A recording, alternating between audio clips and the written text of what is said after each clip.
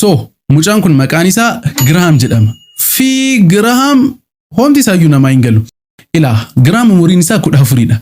Fi Girahaam wantoota addunyaarra jiran kana hunda keessaati summii jaallata. Waa'ee summii dubbisuu jaallata, kitaabota keemistirii summiilee oomishuuf nama gargaaran qo'ata, mana barumsaa fi laabireerii garaagaraatti. Bakka jechuun walumaa galatti homti isaayyuu namaaf hin galu. Garuu guyyaa tokko Girahaam waa'ee summii callisanii dubbisuun gahaa miti jedhee murteesse. Jechi harkaan qabatee tokko isaa qorachuu barbaade. Kanaaf ogeessa keemikaalaa naannoo isaa jiru tokko bira deema. Maal akka jedheen hin beeknu garuu ogeessichaan akka umuriin isaa 17 ta'e isa amansiise. Fi keemikaalota garaagaraa qo'achuudhaaf akka barbaadu itti hima. Jechuun mana barumsaa. Kanaaf ogeessichis tole jedhee keemikaalota kanneen akka dijitaales, arsenikii fi taaliyemii kenneef. Kanaaf Girahaam namoota summeessuu eegaluuf amma wanta barbaadu hunda qaba. Kallattiidhumaanis gara hojiitti seene. Hiriyaa isaa mana barumsaa tokko summeessee keemikaala asiteetii murtaa'aa laaqana isaatti gochuun mucichis garmalee dhukkubsatee mana isaattis maatii isaa summeessuu eegalee akka summiiwwan irbaataa fi dhugaatii isaaniitti naqee maatiin isaas dhukkuma waliin isaa hin beekamneen qabamuu eegalan. Garaachi isaanii isaan dhukkubaa yeroo kaan isaan teessisaa maal kana qofa ofuma isaallee of summeesseera. Yeroo tokko akka carraa otoo hin beekin garuu yeroo tokko shakkii ofirraatii xinneessuuf hom jedheedhuma ofiisa of summeessaa ture. Jechuun yaadamee miseensa maatii isaa hundarraatii inni yeroon dhukkubsatiin hafu.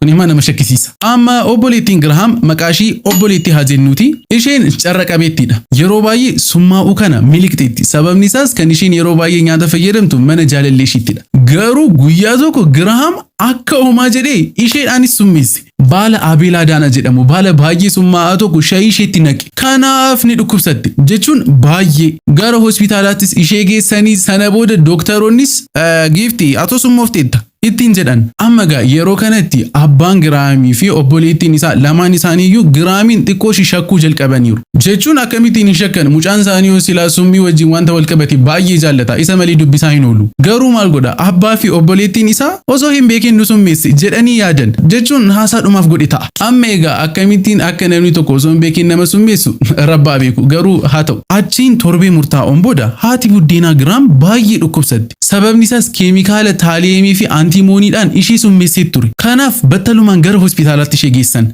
Garuu halkanuma sana haati buddeenaan haala gaddisiisaadhaan lubbuun ishee darbe.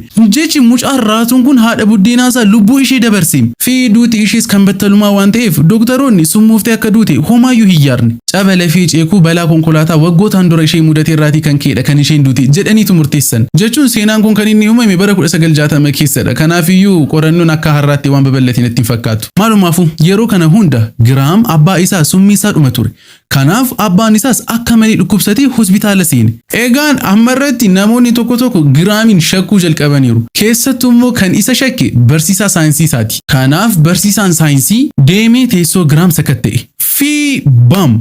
Qaruuraa summii qabatee jiruu fi barreeffama waa'ee namoota summii oomishan garaagaraa qabatee jiru arge. Kanas gara daayirekteera mana barumsaatti gabaase. Isaanis maatii isaaniitti bilbilani. Sana booda hundumti isaanii gara poolisiitti bilbiluu akka qaban murteessan. Sababni isaas Girahaam wanta ta'e gochaa akka jiru hundumti isaanii shakkaniiru. Kanaaf poolisoonni to'annoo jala isa oolchani. Sana boodas abbaasaa, obboleettii fi barataa kutaasaa akka summeesse amane. Kanaaf umurii 14tti gara mana yaalaa sammuu dhukkubsattootaatti ergame. Dhukkubsattoota sammuu dhaabbaticha keessa jiran keessaati umuriidhaan isa xiqqaa ta'ee galmaa'e.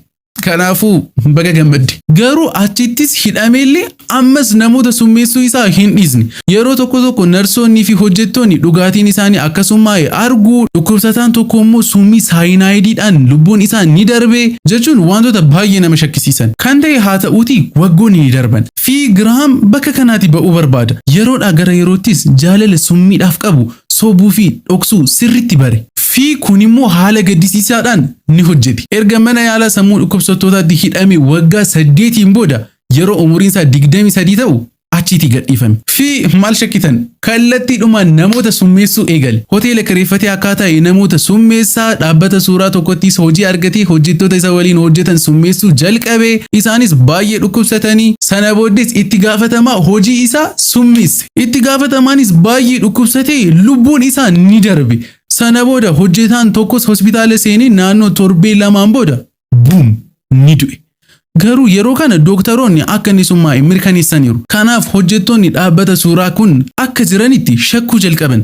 maaliif hundumti keenya dhukkubsachaa jirra jedhanii gaaffii gaafachuu eegalan. Dhaabbaticha keessattis qorachuu eegalan. Gareen fayyaa dhaabbatichaa hojjettoota waliin walga'ii taa'an.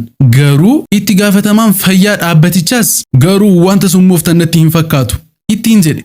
Yeroo kana Girahaam achi ture.